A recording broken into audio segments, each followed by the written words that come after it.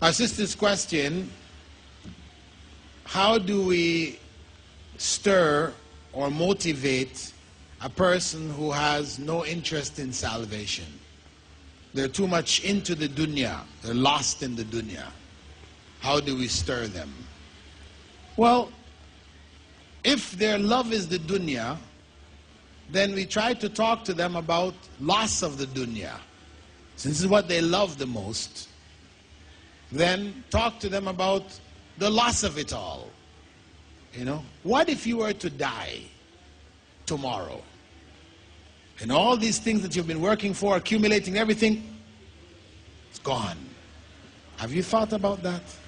Sorry to interrupt, brother, but actually she was speaking about how she had acquired something, and I put it into her head, what if you lose it? And she said, I'm not thinking about those things right now. Yeah. If she says, I'm not thinking about those things right now, you say to her, well, really, you should think about it. You know, you try to get her to think about it. No, you know, as you're trying to accumulate, you have to think, what is the end of it all? You know, we are not children who only think of right now. I just want this thing right now, what I can do right now. I don't think about the consequence, what's down the line. No, we as adults, that's what distinguishes us from children, that we do think ahead. What may happen tomorrow and later, when you can lose these things. Why do you have this? Is there no responsibility in it? It's just like that, you have it for nothing?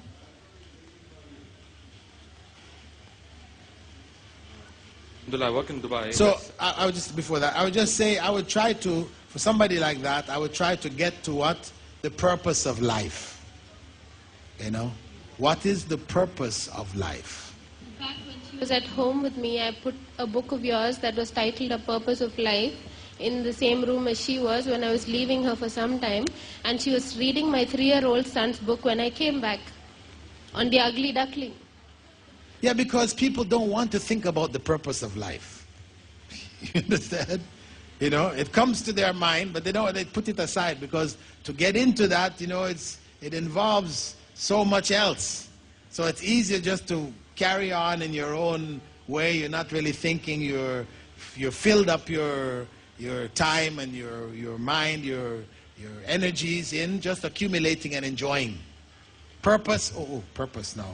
That's serious. They don't want to be serious. Okay, so somebody like that, the point is that you left the book there. And the book, The Purpose of Creation, even if she looked at it and found the kid's book and started reading the kid's book, still, you don't know. It went into her brain. You see? She may wake up one night and that title will just pop up in her head. The purpose of life. You know? So don't think that your efforts are in vain. If you have put something, they have been exposed, whatever, something has gone in there. It may bear fruit later on. You just keep trying.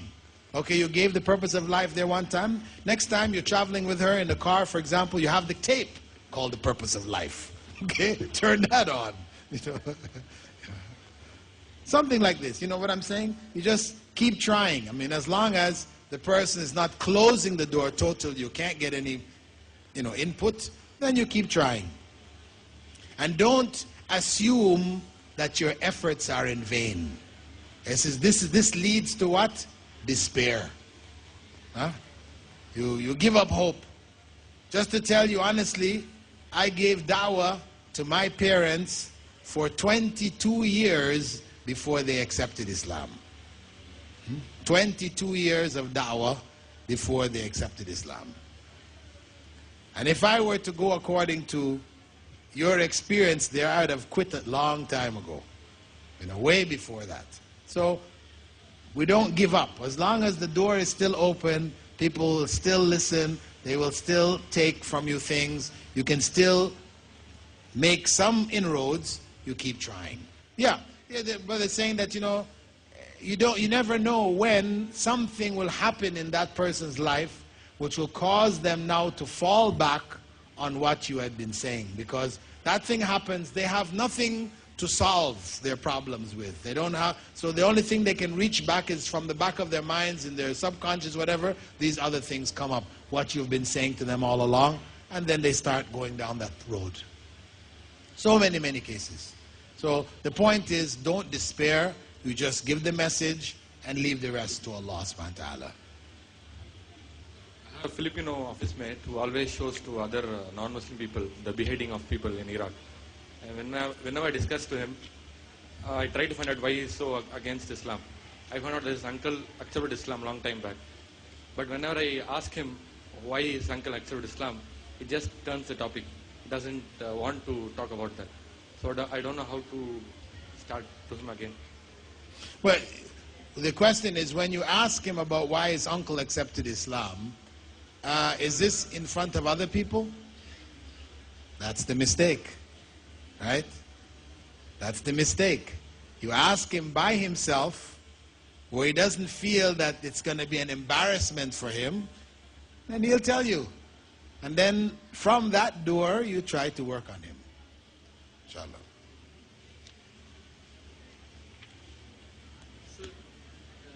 Just a minute. Give the chance to the women, please, first. Women have any question, please? At the same time, the next portion of the notes, somebody has the... I don't know why you all haven't received your notes yet either. It was supposed to have been given to you before pre-registration. Because the idea was for you to go over this material even before you came to the first sessions. Assalamu alaikum, brother. Alaikum salam wa rahmatullah. My question is, how do we approach a person whom, when we just start a sentence and she gets an idea that we're going to speak something about religion, says point blank on the face, I'm not interested, change the topic. How do we approach such a person? Jazakallah khair. Okay. Although this is coming under our heading of tips for da'wah, really, you know. But we can just say briefly that if the person tries to change the topic, then you have to try to find what topic is interesting to them. So the topic which will hold their interest is the one that you now have to try to figure out how you can work that around to Islam. Right?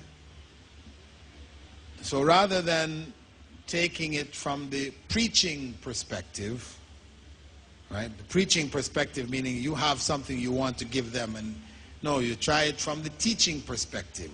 You see where they are and give them what is appropriate.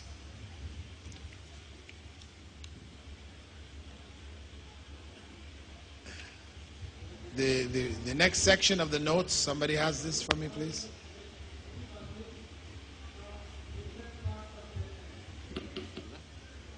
Okay, go ahead.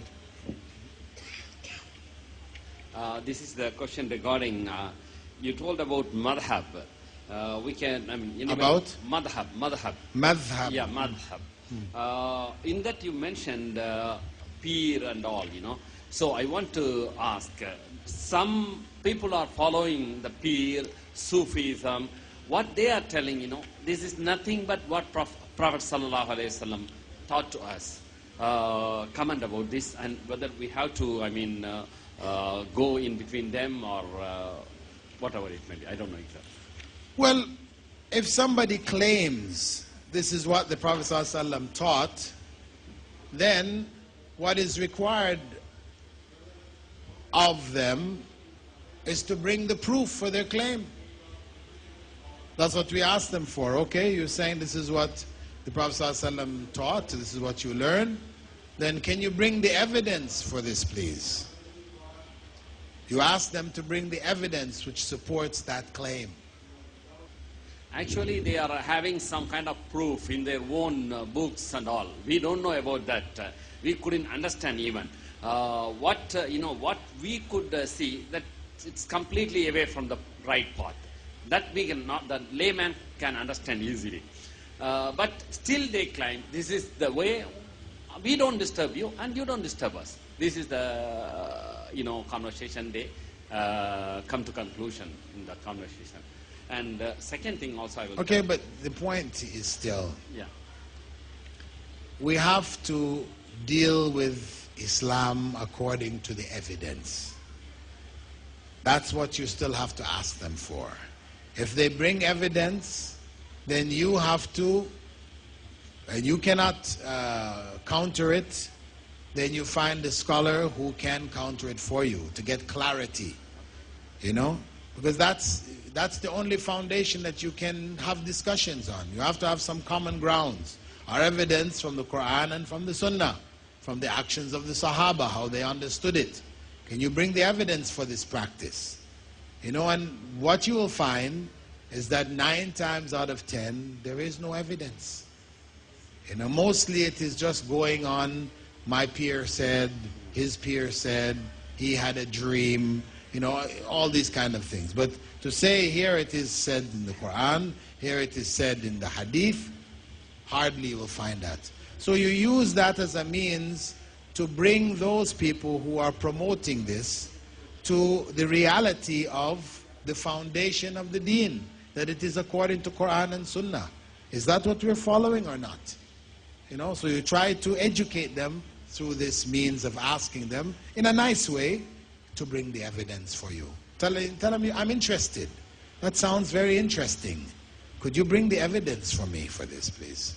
Bringing them back to, the right part is also dawah, correct? It's an element of dawah, yes, sure. Thank you. Alhamdulillah. Jazakallah. Well, there was somebody else who was trying to get up to ask his question before. Okay. Go ahead. But it's the sister's chance, right? Sister's chance too first. Sure. Brother, you said before speaking to non-Muslims, you should choose the topic well. Can you just tell us some good topics to speak on? Well, we're going to deal with that in tips for da'wah. We're going to deal with that in tips for da'wah. Sir, there's a particular Christian friend of mine, and he's trying to convert me. And he has been telling me two, 3 points or so. He's been asking questions. And he's not giving me chance, an opportunity to talk to him. And he's not coming up for a discussion. How do we deal with such a rigid person? But you're saying that he is bringing points to you. Yes, he says, one day he told me that he's going to bring a book. It says that if you believe in Prophet Muhammad, and if you believe that there's only one God, you will also have to believe that Jesus is the Son of God. He's bringing such concepts. He's just giving me some... Okay, so if he brings a book for you, then you bring a book for him. Yes, sir, but he's not willing to discuss. He's not even... Okay, the point is, if he doesn't want to discuss, he wants to give books. So he gives you a book, you give him a book. That's the level. You have to deal with the people again according to their level. This person is only willing to exchange books, then you exchange books with him. You know? Thanks. Okay, we need to go on now. Okay, save the question. It's a quick, short question, because it goes back to the sisters first before your question. Question is short. Let's see if the sisters have a question before that. Okay, go ahead. The Tablighs, no? The Tabligh brothers are using that Fazal Yamal book to Islah as well as Dawah purpose. How much you support that book, and is it right to support that book? Okay. How much is it authentic?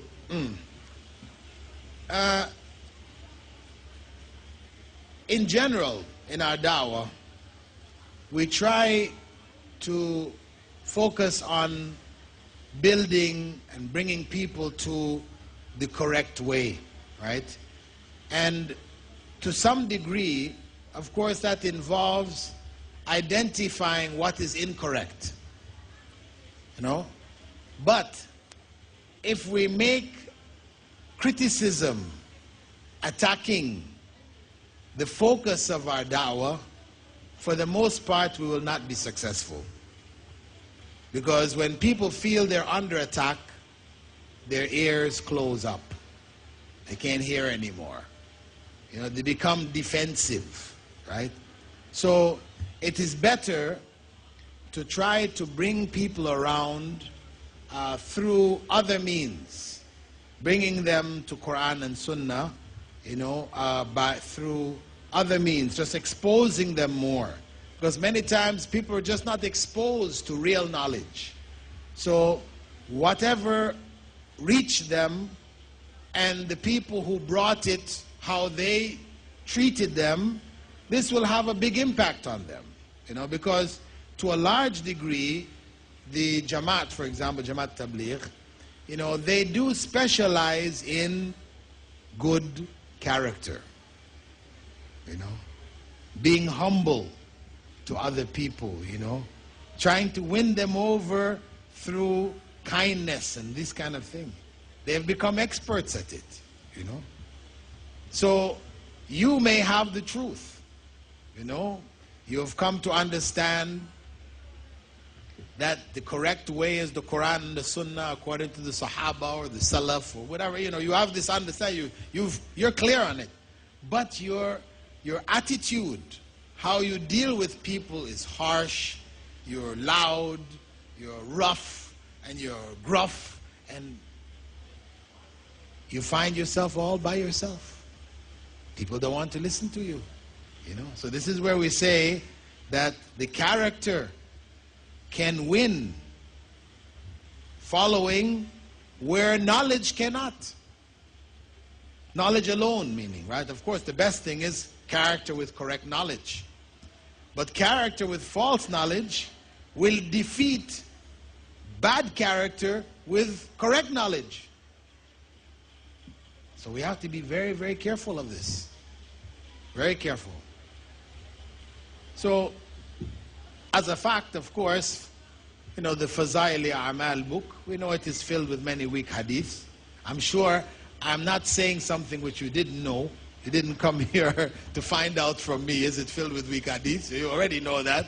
That's circulated. Most people here involved in da'wah are aware that this is the case. So it doesn't really serve, a real purpose. I mean, we have to be careful. We say we don't want to be beating a dead horse. What is known, leave it. If you're dealing in a circumstance with somebody who doesn't know, then you try to educate them to it. But just to keep repeating it over and over. You know what happened to me, to be honest, right? You know what happened to me? In Sharjah, we had the khutbah of Jummah. And I used to give the translation of the khutbah in English. Right? I used to give the khutbah itself in English. With the Arabic introduction in English. And I was doing the khutbah virtually every week. Then brothers like yourself, after the khutbah we would have gatherings and people would just ask general questions. I would answer their general questions. Then some young brothers like yourself would pop up and say, what about the Jamaat Tabligh? What about when they do this? And what about when they do that? And of course, you put me in a situation where I have to respond to what you're saying. Eventually, they stopped me from giving khutbah every week. I was only giving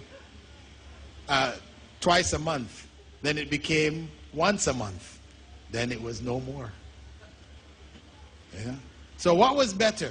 Was it better that in that period of time I agreed with what you already know, right? Beating the dead horse, right? And eventually be stopped from the khutbahs altogether, or that we left that? Focus on what I was giving them, which was taking them whenever they ask questions back to the Quran and the Sunnah, trying to inculcate that in them. That is far more important. Far more important.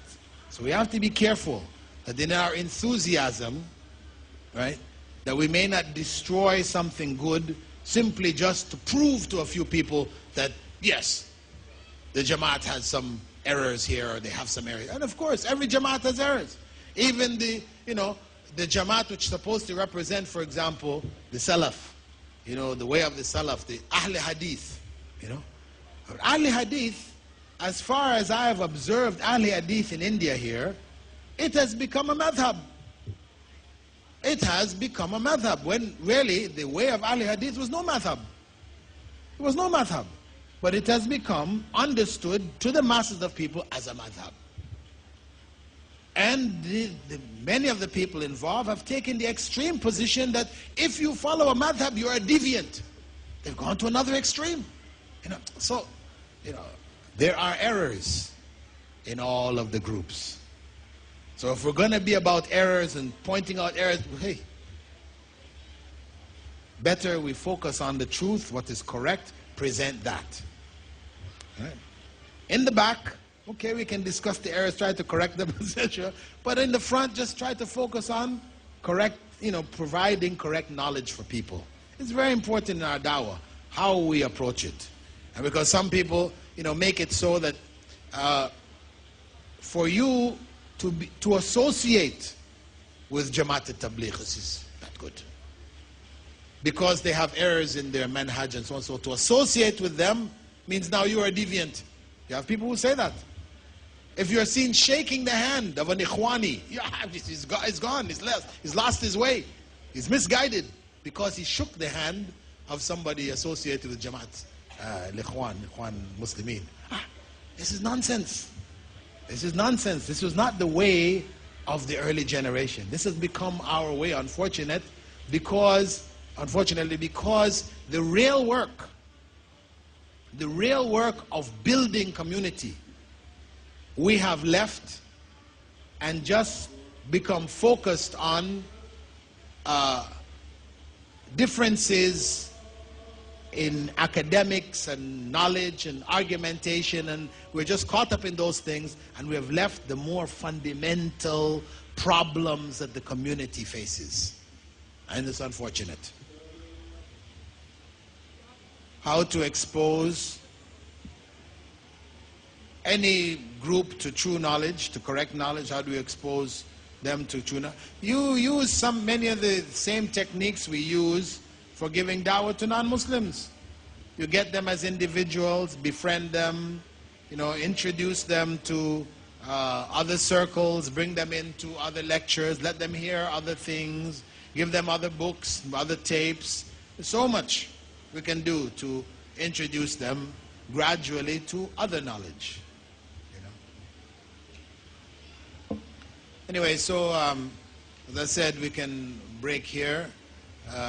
Myself, I have already prayed Asr. I've joined Asr with Dhuhr.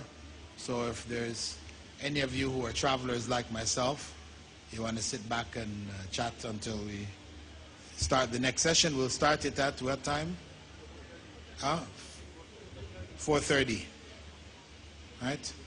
The Jama'ah will be at 4:15, so we'll start at 4:30. Please, we'll start exactly at 4:30. Inshallah. Subhanakallahumma wa bihamdika, nashhadu an la ilaha illa ant, nastaghfiruka wa natubu ilayk. Rabbil alameen, wassalatu wassalamu ala rasulil kareem, wa ala alihi wa ashabihi, wa man istanna bi sunnati ila yawmiddin. All praise is due to Allah, and may Allah's peace and blessings be on the last Prophet Muhammad sallallahu alayhi wa sallam, and on all those who follow the path of righteousness until the last day. This session will be looking at general da'wah issues, questions which may be asked by people from a variety of backgrounds. It's not specific to atheists or Christians or Hindus or Buddhists or anybody. It's just questions that people commonly ask Muslims. Issues which end up in the newspapers and are found in magazines, on the television, etc., etc. People use them to distort the image of Islam. Now, a good portion of these issues are women-related, because this is the major area in which non-Muslims attack us. Why do we oppress our women in one way or another? So most of the issues we'll be looking at, I would say about a third of them, if not a half, are women-related issues. And of course, in dealing with these issues in general, there are some general principles that it's good to focus on, that in many cases it has to do with people's backgrounds, that they are coming from another experience, another life experience. And so when they look at our teachings and our way of life, it appears strange to them, right? Because they have established another norm. So a lot of times you have to just clarify for them, saying that, well, you know, this is a difference in how you were raised. You know, you have a different point of view, or we have a different point of view also, and there is reason for it, you know.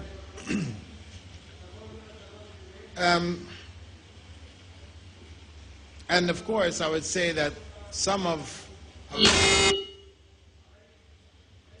I would say that a good portion of it involves clarifying that where Muslims may be doing what you are accusing us of, this doesn't mean that it is Islam.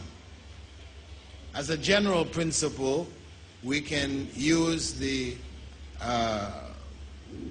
phrase that Islam is not what Muslims do, but what Muslims should do. Islam is not what Muslims do, but what they should do. In other words, you don't judge Islam by what Muslims do, but you judge Muslims by Islam. Now, the first of the major topics, as we introduced it previously, was that of polygamy. That Muslim men are looked at as being polygamists. They are promiscuous. They have 4 wives. That this in some way reflects on Muslim society as being hedonistic, involved in sexual pleasures, and this is the image that is commonly portrayed. The Muslim sultan, you know, lying on the couch with women dropping grapes in his mouth, his harem is out there. You know, this is the general kind of image that is, you know, presented of the Muslims and their many wives. So it is important for us to clarify for them that Islam did not introduce polygamy. Islam didn't introduce polygamy. Polygamy exists everywhere. Everywhere in the world. In every era. In every society, polygamy exists. Don't think it's just Muslims that are polygamous. No. Even with your own statistics here, Dr. Zakir Naik collected them. Statistics on polygamy here in India, where polygamy is not even permissible amongst the Hindus. More Hindus are polygamous than Muslims. Okay? What is that telling you? So you can show them these statistics and that can end the conversation right there. But further, as I said, polygamy is a part of human nature, the nature of males in general. And that's why it is found everywhere in the world, every age. The ancient societies of the past, they practiced it. Monogamy was not practiced anywhere. However, in Greece and Rome, it was the law. Right? The law was monogamy. However, both Greek and Roman societies had more than 50% of its members slaves. And the free Roman citizen or the free Greek citizen could have only one free Greek or Roman wife, but he could have as many concubines from the slave population as he wished. So was that monogamy? No, it wasn't monogamy. And the West, which follows Greek and Roman tradition, because that's what when they identified their roots of Western civilization is Greco-Roman, they call it. They also have this law of monogamy. However, the majority practice polygamy. That yes, the non-Muslim male in America, Canada, UK, France, Germany, these males, Spain, etc., they have one wife. However, the majority of married males are known to practice polygamy through girlfriends, mistresses, going to prostitutes, and all these other things. So they're having all of these other relationships while saying that they're monogamous, but they're not. And even those that are not married, they will have multiple partners. The majority of males have multiple female partners, so they're practicing polygamy.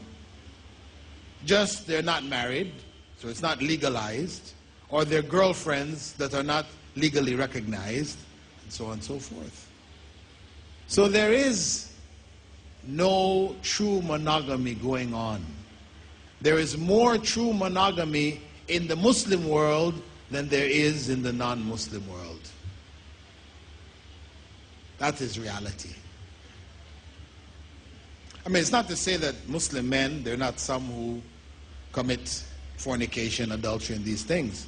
But the rate of it is far greater in Western influenced civilizations than amongst the Muslim civilization.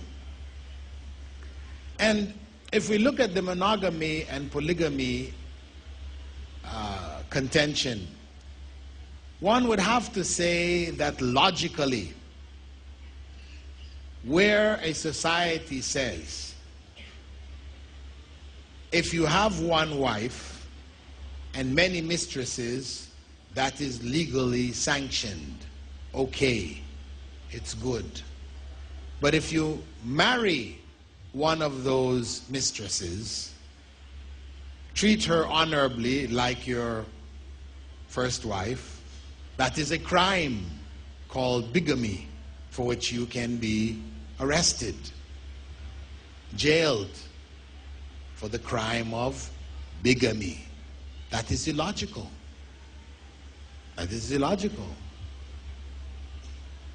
It makes more sense that polygamy, which guarantees the rights of the women and the children, be legalized than monogamy in law and polygamy in practice, where the children of such relationships are referred to as bastards.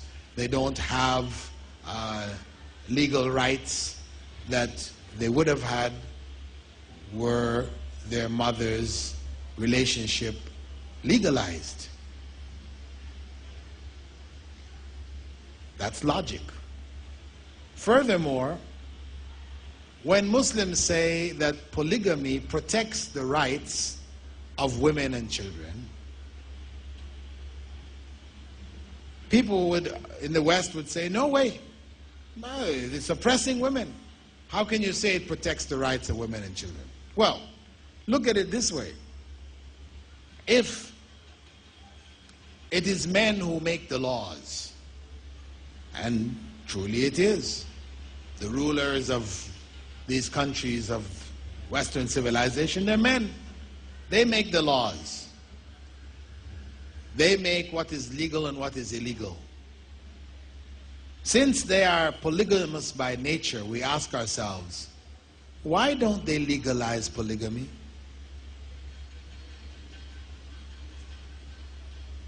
What's the answer?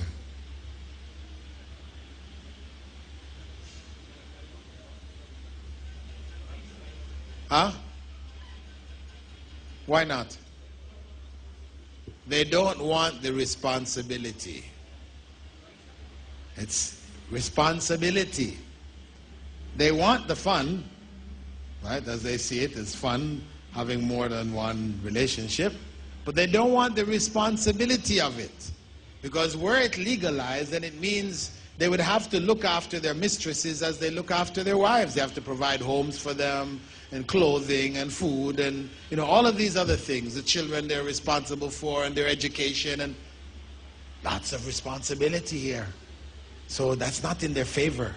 They prefer to keep it monogamy. We respect our women. Remember, this was Jimmy Swaggart, right? And the debate between Jimmy Swaggart and Ahmed Deedat, the big debate. Jimmy Swaggart says to Ahmed Deedat, you Muslims, you have 4 wives. You don't have to be particular about who you marry. You have a second chance, a third chance, fourth chance. But us Christians, we only have one chance. So we have to choose the right one first time. After the debate, some months later, he was photographed coming from a brothel with a prostitute on his arm. Big news, splattered all over because he was a big televangelist. Here he was, a man of God, preaching, abstinence and chastity and all this kind of thing, and he just tried to put down Ahmed Deedat because of polygamy, and there he was coming from a house of prostitution, Big shame, big embarrassment. He apologized to his followers and made all kinds of excuses, and he would not do it again. It was a weakness, temporary, and all this kind of things. A few months later, he was again photographed. So that finished him. That was the end of Jimmy Swaggart. But he was the man who was talking about monogamy, and that was the reality of the man, The other point that is sometimes raised, and this comes from the female side, that since Muslim men can have 4 wives, why can't Muslim women have 4 husbands? Equality, right? Well, the point is that when Allah instituted polygamy, He made it a part of human society. He did it knowing the nature of human society, that there would be surplus females in that society. And truly that's what we find. Wherever you go in the world, there are more females than males in the major societies. And in the notes you will find numbers for Russia, UK, US, Brazil. All of these have more females than males for a variety of reasons. Among the reasons, that women live longer than men. That is by the destiny of God. Wars, armies of men killing other men. Homicide, people killing each other in society, mostly men killing men. Of course, you have a few women killing men, but mostly it's men killing men. And you also find, even in the birth of children at birth, you find that in general statistics that women fear female babies fare better at birth than males. So there are all of these biological, sociological factors which tend to lead to a greater number of females in the society than males. And it's only in societies where that balance has been artificially upset, like India, where having a female is a calamity, right? Because of the dowry practices in marriage, having to pay for these girls to get them married off. It is a liability. A girl is a liability. So it has become a common practice where midwives are paid so much to deliver the child and so much extra to kill the child if it is a female. I mean, this is something admitted by midwives across the country. Also in China, the balance has been upset there, because according to law in China, you're only allowed to have one child. So naturally, the family prefers to have a male who can help in the business or the whatever than a female. So female infanticide is on a massive scale there in China, as it is similar to what it is here in India. But as a norm, where societies are functioning according to the norm, then there will be a surplus of females. So if a woman then had 4 husbands, would she be helping the problem or increasing the problem? Obviously, she would be increasing the problem. So her having 4 husbands is not a solution. It is a problem. And also, the norm for a child is to want to know who his father is. And for the mother to tell the child, he's one of these 4 guys, I'm not quite sure who he is, this is not something satisfying. Yes, they have DNA testing, but in how many places in the world? The mass of people don't have this. So the norm is for children wanting to know their parents. That is known if a man has 4 wives, and unknown in many cases, or in most cases, if a woman has 4 husbands. Furthermore, if we consider history, human history, where a woman has more than one husband, and this is called polyandry.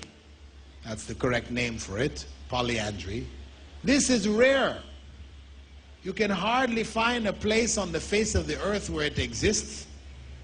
And throughout history, it's rare, absolutely rare.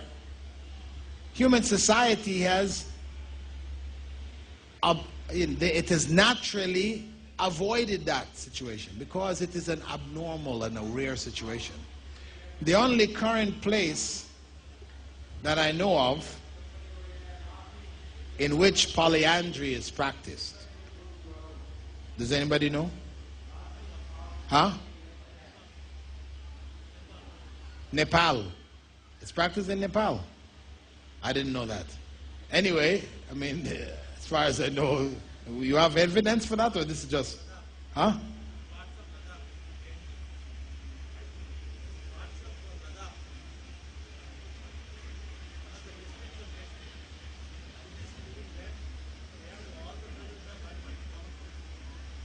Uh-huh. What state is this? In Kashmir. Okay, yeah. They also, I know, in northern Pakistan, in the province known as Kafiristan. In Kafiristan, you have a tribe there that worships a female idol. And the females are fewer than the males, and they have more than one husband. So it's a rare thing, rare. Anyway, the other point to note with regards to polygamy is that it prevents the spread of diseases, these sexually transmitted diseases, where people are sexually active. It keeps it within a particular family and not spreading it. Where people are promiscuous with no marriage bounds, then this is where it spreads. It's in these societies of promiscuity where polygamy is not practiced, where it spreads. There are 2 other questions that are commonly asked. One is that why does Islam permit something which is harmful to women, harmful to their feelings? You know, because virtually no woman will tell her husband, go take a second wife. I'll help you find a second wife. You know, that's an angel. That is, I mean, no matter how well the sisters know Islam and they know, you know, practicing everything, if the brother mentions second wife, oh, anything but that. Right? So we know this is a norm, and this is natural. And you know, I'm not saying I blame sisters for it, because the wives of the Prophet ﷺ were jealous also. You know, they tried to sabotage some of his marriages and things like this. You know, if you read in the lives of the wives of the Prophet ﷺ, it happened. You know, so we know this is a natural thing. So a woman normally is not happy. In fact, her feelings are hurt if her husband takes a second wife. So why would Islam permit something like that? If we say Islam, you know, is about what is better, you know, what is good, what is beneficial, why would it permit something which hurts the feelings of women? Probably because of the polygamous nature of the man. If he wants to go have an affair outside marriage, it's preferable for him to have a second wife than the wife to know that the husband is going out and having an extramarital affair. Well, if you ask the average first wife, she would say, I prefer my husband to have an extramarital affair than have a second wife. But if she's really God-fearing and having taqwa, I don't think she will do that. Well, let's say we think the best and say she shouldn't. She shouldn't. But she might still express it anyway. But anyway, the point is that, as you said, Allah looks at the greater good. That if there is a greater good for the society as a whole, which involves some harm, a minor harm, to elements of the society, then the precedence of the greater good is given over the minor harm. You know, the welfare of the society as a whole is looked at as being more important than the individual needs and desires. Right? This is the principle. That's why, for example, alcohol is prohibited. Though some people may drink alcohol and never get intoxicated. So it doesn't harm them in that sense. You know? So some people will argue that. Why prohibit it? You know, I control myself. I control my drink. You know, I'm not, you know, destroyed by alcohol. So why does? Well, it's prohibited because the mass of people would suffer if it were made permissible. That is the reality. It's only a very small minority that would not go to excesses in drink. The other point that is sometimes raised is that polygamy, okay, people say, well, we can understand polygamy if the man's wife is infertile, she's crippled, had some accident or something, there's something which makes her non-functional as a wife. Some aspect of being a wife is not fulfilled. So the man is forced. You know, better that than to just divorce her. So they say, okay, as long as these principles are fulfilled, yes. Of course, Islamic law doesn't say that. That's just people, right, saying, well, we can understand it in these cases. But now for a man to marry a second wife because he desires a second wife, this is lust, they say. You know, and a marriage out of lust, this is not a good thing. So, what is the response to that? The response is that if a man marries his first wife out of lust, is that okay? Is there not lust involved when he marries his first wife? I say, yes, of course. It's okay, you know, because it's his first wife. Well, why is it okay if it's his first wife, but it's not okay if it's his second wife?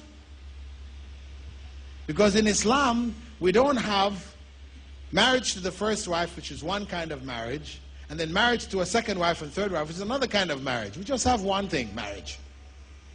It's just marriage.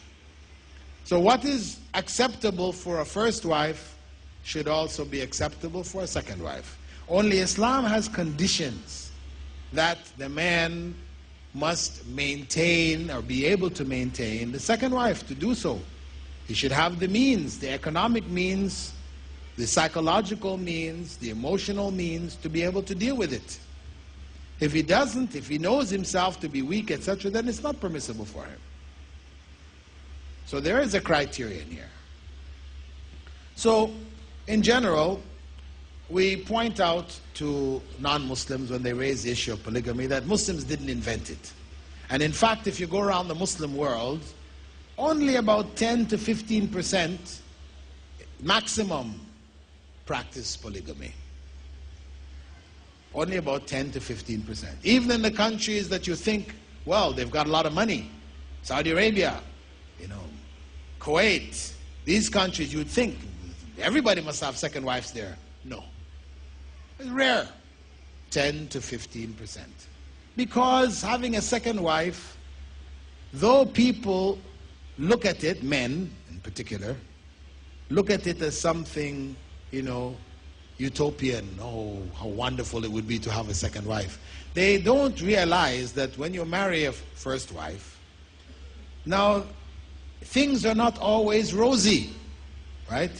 You have problems that you have to deal with, So when you marry a second wife, you double that. They're thinking of the double rosy part, but they're not thinking about the double problem part, right? You see? So, those who realize what is involved, etc., think twice, 3 times before getting involved in such relationships. So, basically our defense is that Islam did not invent polygamy. We go on the offense by saying even you who claim to be monogamous are not monogamous. And we add to it that this is the nature of human beings. God has made us that way for a variety of different reasons. You can explain some of them, etc. And it is much more healthy for the society to legalize it than to criminalize it and thereby promote promiscuity in the community. The second point is about arranged marriages and the fact that women, can we save it to the end of the women's issues? Then we'll answer the questions. Okay, just make a note of it, please. Second point is that of arranged marriages, where the impression given to non-Muslims is that Muslim women are forced into marriages. They don't have any choice as to who they marry, and also that the woman, her father has to decide. She can't decide who she wants to marry. Without his permission, she can't get married to who she wants to marry, Some of it is true, yes. Without the father's permission, she should not marry the person who she desires to marry. If his refusal is legitimate, if his refusal is for legitimate reasons, that person is not practicing Islam, he is unable to look after a family, to fulfill the basic needs of marriage, whatever, if he finds problems which are true from a marital perspective, then it is his right to say no as advice and guidance for his daughter that she shouldn't do so. But if it is for un-Islamic reasons, because he doesn't like that person, they're from another tribe or another country, or they're not from our family, we are Sayyids and whatever, these kind of stories people have made up, right? These kind of reasons, of course, then the girl has the right to take her case to the Islamic court, and the court, in finding that the reasons for the father's objection are un-Islamic, has the right to take away his guardianship and act as her guardian and marry her, have her married, right? The other point in terms of forcing them into marriage, of course, Islam does not permit it. The Prophet ﷺ had said, the permission of virgins should be taken. And their silence is their consent. Their permission should be taken, but their silence is sufficient to indicate consent. So it is for the woman to speak up. If the father is insisting on something, she should speak up. Not say, no, I don't want to marry this person. But we have to ask ourselves, why is it that Islam has given the father such a position of authority to find a husband for the daughter, etc.? In societies where women are free to move about and deal with men as they wish, especially in Western civilization, you know, where women are and men are kicked out of the home once they reach 15 or 16, they're on their own, having to look after themselves. Well, the idea that the father is going to tell the young lady who she's going to marry is ludicrous. They laugh at this. They think this is really insane, you know. But that is because of their culture. From the Islamic perspective, the female is looked after by a male, either her father, her brother, her uncle, her grandfather, her son. There is always a male who is responsible for her. That is the norm in Muslim society. And she is not encouraged, in fact she's discouraged from mixing freely with males. So she's raised in a chaste environment where she's not likely to develop relationships which could lead to fornication, etc., with males. So naturally, when the time for marriage comes, she needs help in finding a suitable husband. And that's the purpose and the role of the parents here, in helping her, not forcing her. Though we have to admit that in some places, some occasions, Muslim families have done this. They force their daughters, you know, either physically or emotionally. If you don't marry this person who we have chosen for you, then we will have nothing to do with you. You are dead to us. You know, variety of different, you know, psychological oppression which can force women into marriages that they don't want.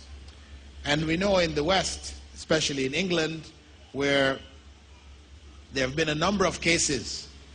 Here it's not so apparent, but in England, where Indian Muslims, Pakistani Muslims migrated there a generation ago as workers in the textile industry, etc.